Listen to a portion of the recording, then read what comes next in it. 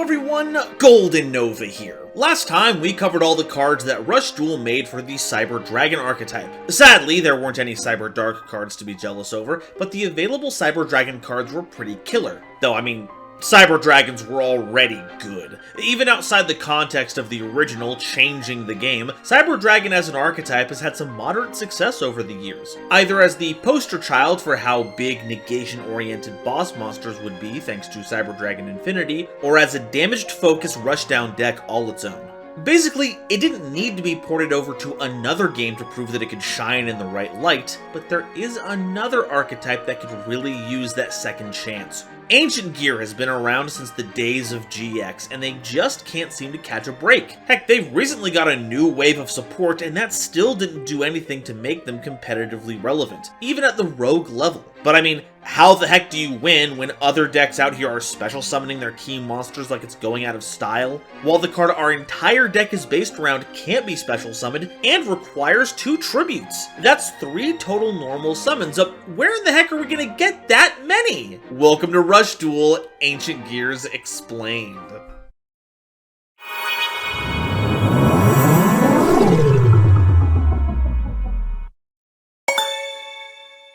Today's episode is possible thanks to viewers like you, as well as my patrons. If you like what I do here, I would super appreciate it if you'd subscribe to help us reach another wonderful milestone video. And if you want to support me directly while getting some awesome benefits, check out the link to my Patreon in the description below.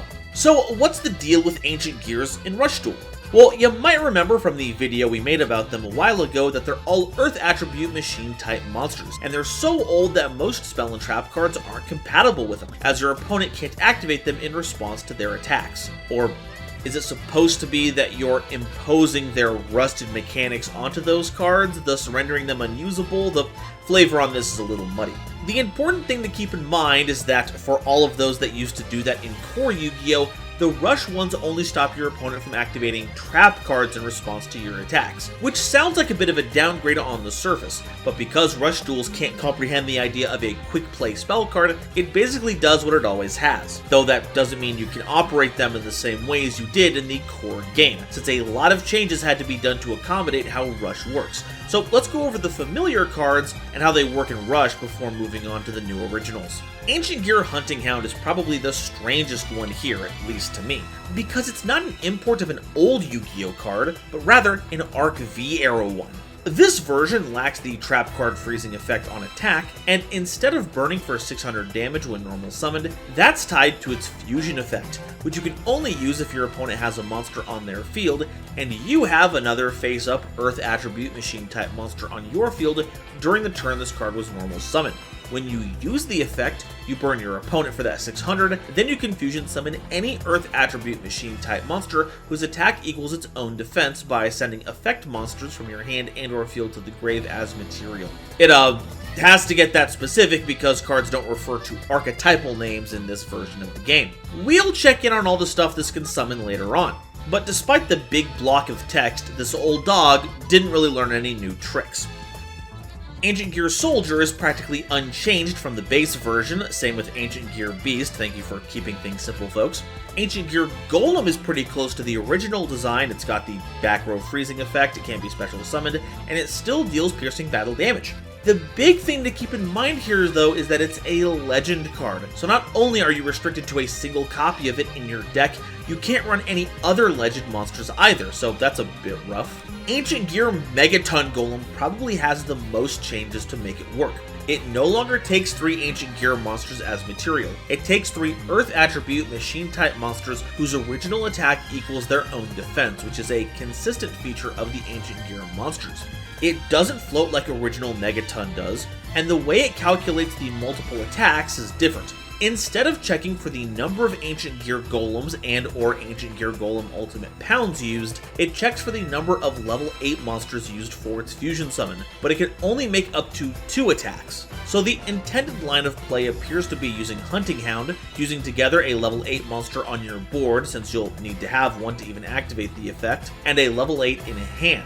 By doing this, you get a 3300 attack double attacker, which is still pretty slick for the format. The last import card is Ancient Gear Workshop, and this is another easy translation, replacing the archetypal name with the Earth attribute machine type monsters whose original attack equals its own original defense line. And card recovery is still card recovery, so we take those. Okay, that does it for the imports. Now let's talk about the new stuff. Starting with Ancient Gear Crown, a level 2 monster with 100 attack and defense, and its effect requires you to only have machine type monsters in your grave during the turn you normal summon to discard. It sends the top 2 cards of your deck to the grave, then you can add a gear section or ancient gear change from your grave to your hand. Both of those are support spells we'll tackle later on, but as it stands, Crown is a nifty way to grab a card back from your grave before you tribute it away for a bigger monster, though this does make for a pretty sad existence altogether. I'm telling you, if ever there was a creature that fit the Butterbot meme format, it's this one. Ancient Gear Medic is a level 3 monster with 1000 attack and defense, with an effect that requires you to send a spell or trap card from your field to the grave, and it adds an Earth attribute machine type monster with a continuous effect from your grave to your hand. Then, if you send a Gear Section or Ancient Gear Barrage to the graveyard to meet this requirement, you can draw a card. So hey, trading a card for a monster seems pretty good, especially if card draw is involved. It also pairs fantastically with Crown. Both of them care about Gear Section, so if you send one to the grave with Medic to recover a monster, Crown is guaranteed to get that Gear Section back into your hand. Though I think you're gonna need a wider range of tools than that blowtorch there, Doc. Do they have any, like, adhesives in that first aid kit or something? Ancient Gear Supplier is a level 3 monster with 800 attack and defense, with an effect that requires you to send a spell or trap card from your field to the grave, and shuffle 2 Earth attribute machine type monsters from your grave into your deck. The effect destroys a spell or trap card on the field, then if you sent a Gear Section to the graveyard to meet the requirement, you can draw a card. Hey, another card that gets you value for sending your spell and trap cards to the graveyard, ain't that neat? It even zeroes in on Gear Section like the last two. Now, I wouldn't say you can ignore face-down cards with this, because even though your opponent can't chain their trap cards to your attacks, they may have other nasty surprises, like trap cards that chain to your summons. But yeah, you've got monster recycling, back row removal, and some card draw. That's a bargain. And the best part, its wares are adding a much-needed splash of color to these drab and dreary mechs, and I'm here for it. Ancient Gear Gadgetron Manticore is a level 5 monster with 1700 attack and defense that has an effect that requires you to shuffle a green gadget, red gadget, or yellow gadget from your grave into the deck, the effect of which destroys a spell or trap card on the opponent's field. You can only attack with Earth attribute machine type monsters that turn.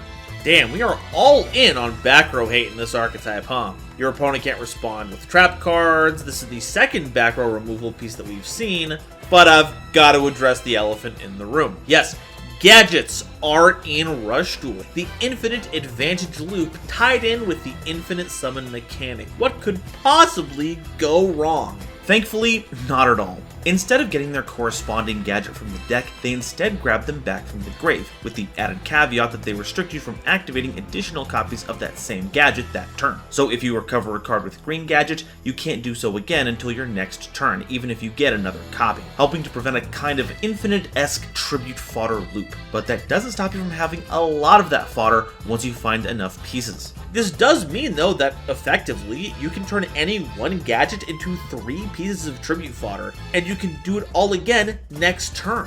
The reason why they're relevant here is because, in the core game, the Gadgetron Ancient Gears all gain bonus effects when gadget monsters are involved in their summon in some way. So Rush continues that tradition here by taking their scrap, recycling it, and turning it into a mystical space typhoon. Heck, you can get one of them into your graveyard pretty easily by tributing over them to get Manticore onto the field.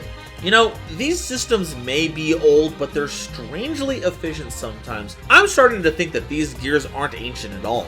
Ancient Gear Powered Soldier is a level 7 monster with 2000 attack and defense, and if you have Ancient Gear Golem, Ancient Gear Soldier, or Ancient Gear Beast face up on your field, you can normal summon this card with 1 less tribute. During your turn, it gains 1000 attack, and it freezes trap cards when you attack with it. So under the right circumstances, you have a 1 tribute monster that's as big as Ancient Gear Golem, but that counts for something. It's otherwise not very remarkable, but getting a body of that size for that cheap, it's hard to go wrong. It's incredible what a new power suit can do for your confidence.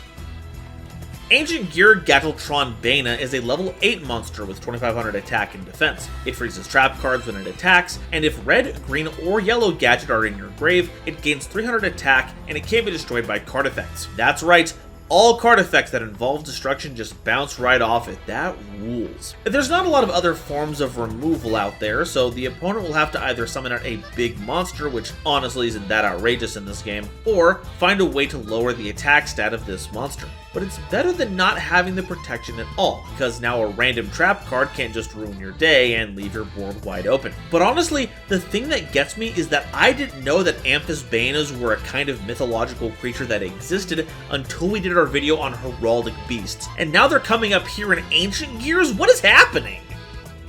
Ancient Gear Tyranno is a level 8 monster with 2500 attack and defense, and if you have an Earth attribute machine type monster with a continuous effect on your field, you can normal summon this card with 1 less tribute, and its effect freezes trap cards when it attacks. Like Powered Soldier, it's a big body that's easy to summon, though Tyranno has a few more advantages. Its base power is higher, so it doesn't fold to as much on the crackback because it doesn't go down to 2000 attack. And as a level 8 monster, it makes for fantastic fusion material for Megaton. And there are a lot of continuous effect monsters in our theme. It basically covers everything level 6 and above, so deploying our bosses makes it easier to summon T-Rex. Scrap Raptor's gotta be really proud of his big bro on this one. Alright, that's all the monsters, now it's time for the spells and traps. Ancient Gear Change is an equipped spell card that can only be equipped to an Earth attribute machine type monster whose original attack equals its own original defense. The equipped monster gains a 400 attack boost, unless it's Ancient Gear Golem or Ancient Gear Hound, in which case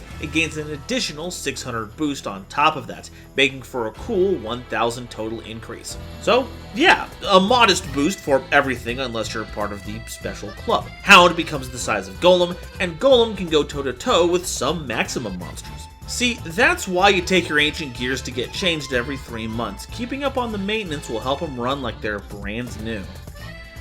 Gear Section is a field spell card that, while this card is in the field zone, face-up Earth attribute machine type monsters on the field gain 200 attack, and both players can normal summon Earth attribute machine type monsters whose original attack equals their own original defense with 1 less tribute. Here it is, folks, possibly the most important card in the theme. The boost is fine and all, but now cards like Manticore and Beast can be summoned to the field without a care in the world, and all the monsters with a tribute reduction combined with this can now also be normal summoned for free. True, your opponent gets the benefit as well, but only if you're in the mirror match. And if that still concerns you, you have several cards that can spend your field spell for benefits, and even draw you cards when you do so. It's almost like that's how they want you to use it or something. It's kind of like how Gear Town functions, the core Yu-Gi-Oh card that this is clearly meant to emulate. It gets you a tribute reduction while it's on the field, and another benefit when you destroy it. We may just have a section of the town here, but it's still got it where it counts. But with all the gears and stuff everywhere, it's hard to tell what section of the city this actually is. A fashion district, residential, entertainment? Industrial feels like it would be too easy. Ancient Gear Barrage is a normal trap card that you can activate when your opponent declares an attack, requiring you to shuffle 4 machine-type monsters from your grave into the deck, which destroys a card on your opponent's field. Yeah, it's our classic removal trap card that every archetype needs. And it even gets machines back into your deck, regardless of their attributes or if their attack and defense are equal to each other. But the kicker here, because it triggers on attack declaration, it cannot be used if you're fighting other Ancient Gear decks. It's possibly one of the funniest jokes Yu-Gi-Oh has told in quite some time, but they knew what they were doing with this, and I love it. Alright, so that's all the Ancient Gear cards, but what do we do with them? Well, getting the Gear Section is going to be imperative to mobilizing our bigger monsters, so anything that can help to get that into our hands ASAP is going to be a game changer. Aside from that, we just need to get our big creatures in place, and we'll be able to grind our opponent between our antique gears. So what can we play to help them out? Well, something we might want to keep in mind is the potential Gadget Splash. We'll already want to be playing the red, yellow, and green ones to make the most of our Gadgetrons, and it turns out they've got a fair bit of support themselves. And not to turn this into a miniature Rush gadget explained, but Boot Up Order Gear Force is a pretty close approximation to Mirror Force. Boot Up Pulverize Gear Crusher removes any face-down card or level 8 or lower monster on your opponent's field, and Spare Gadget is a 1300 attack monster that's actually a 2100 attack monster that gets you back your colored gadgets into your hand for more value. And then there's the Maximum monster. That's right, Ancient Gears didn't get one, but these little goobers did. Maximum Gadget the Moving Fortress is a 3000 attack maximum mode monster that can go up to 3900 attack with its left and right components effects, with the core granting piercing battle damage and effect destruction protection from your opponent to all cards on your field, including your back row. The funny part is that each of them depict one of the gadgets and act as those gadgets while in the grave, which means you can use the base gadgets to recover the maximum pieces from your grave if you have to ditch them. On top of that, they do still enable the effects of your Gadgetrons, as well as being recoverable with spare gadget. Also, they're notably Earth attribute machine type monsters, so they don't conflict with any machine only effects. We've got a couple of other machine techs that we've talked about previously. Assault Cannon provides a debuff to the enemy, Barrage of Steel is back row removal in a theme that loves doing that, and Joint Tech Joint can be another way to make Megaton Golem while providing some position changing, a particularly nasty effect in our context with all of our piercing damage. And if you want to fill your grave while keeping your hands stocked up, it's hard to go wrong with Crafter Drone. Ether Escape ain't half bad at dealing with opposing monster setups. We may have some really strong monsters, but our opponent's likely to have a few of their own too. Our opponent has to normal summon a level 7 or higher monster to trigger this, but it's the kind of card we'd want to hit with it anyway, so that doesn't much matter. It also recycles 2 machines from our graveyard as cost, which then flips that monster down. Then if you control a face-up fusion monster, in our case Megaton Golem, you can take a face-down card on your opponent's field and place it on top of their deck. So you can either leave that monster on the field to get punched over, once again our piercing makes that a tempting offer, in which case you can take out another card you don't want to deal with, or just get rid of the monster you set face down altogether by putting it on top of their deck. Granted, they will draw it pretty soon along with a few more cards, but if you plan to end the duel during your next turn, it hardly matters. As for legend cards, well, the monster slot is pretty much spoken for, but what about spells and traps? Power Bond was the front runner for the last episode in Cyber Dragons, but we only have the single on-theme fusion, so it might not be worth investing that deep into it, though a 6600 attack double attacker does seem enticing. Instead, try Graceful Charity, which can set up your gadget plays in the graveyard easily, and the same can be said for Sixth Sense. You either draw a whole bunch or set up your graveyard. It's win, or mostly win. As for a silly tech pick, well, we've already brought in one archetype. What's one more? The Tomabots are a series of Earth attribute machine type monsters as well, and they have a few cards that overlap with our theme. Mamabot can recover a Tomabot from grave while acting as 2 tributes for an Earth attribute machine type monster normal summon, helping to get Powered Soldier onto the field if you don't have any reductions, as well as Ancient Gear Golem itself. Tomabot King Golem is a fusion that's eligible to be made with Hunting Hound as its attack equals its own defense, and while it asks for a lot of Tomabots as fusion material, Mecha Tomabot acts as 2 of those materials, so you don't actually need that many. In fact, it's the only one that you can use since Tomabot is a normal monster, and Hunting Hound can only fuse with effect monsters. But if you can pull it off, you've got a monster which gives you access to a fusion that's got great stats, can protect your monsters from destruction effects, and can even give you back a healthy chunk of life points. And that's all I've got to say about Rush Duel Ancient Gears. Honestly, they feel about the same as they do in the TCG, but with a lot more normal summons and tributes and a much lower ceiling of power. Alongside a bevy of monsters that can reduce their tribute costs to nothing, you've got a very competent aggro strategy at your fingertips. Just don't get your fingertips too close to them with all those exposed gears. You wouldn't want to get caught in anything. But now, I want to hear what you all have to say. Are these Ancient Gear cards the tune-up the theme needed, or are they still destined for the chop shop? And which one's your favorite? I've got to say, Manticore came out pretty cute despite the worn-out machinery vibe. How did they get away with that? Let me know your favorites in the comments, and if you haven't already, please be sure to like the video if you liked it, subscribe so you don't miss an episode, click one of my videos in the sidebar to help me show up in your homepage, and be sure to share this video with somebody you know who loves Yu-Gi-Oh! It really does a lot to help me out. Today's episode is brought to you by Dragon Shield. Get the sleeves as strong as dragon scales that even come with their own lore, and save 5% on your order by using the coupon code GoldenNova at checkout. It was also brought to you by my lovely patrons, including this month's illustrious Quasar Commanders, Upstairs Media, and Simic Toadstool, Nebula Navigators, 3rd Dynasty, 50 Gigabytes, Ada Basilisk, Adam Zajdel, Ancient Wizard, Andrew Newman, Battle Axe, Kane Senpai, Charlie Mercury, Chibi Gohan, Christopher Fuss, Clockswork, Comrade Copperbottom, Dr. Reaper, Eric, Frankie, Garland Chaos, Green Knight, Great Big Pillock, Groog, Hair Bear, Harry the Ominous Benefactor, Iron Zero, Iskander 711, Carp, Marion James E. Picata, Meme King, Millennia Asta, Muse Clark, Neon Yaminair, Orozco 09096, Panther J, Bat Boos, Rebel King Lucifer, Red Eyes Jackalow, RJ the Jank Monarch, Sonic 21 Blast, The Critic of Innocence, Thievery Coast, and The Wizard Moose, Cosmic Crusaders Ally Vatnia, Animasta, Anthorak, A Random Pup, Blaze Rider, Blitzwolf, Jazz Ghost, Christopher Fuss, again, Chris B, Cool Trainer Dark,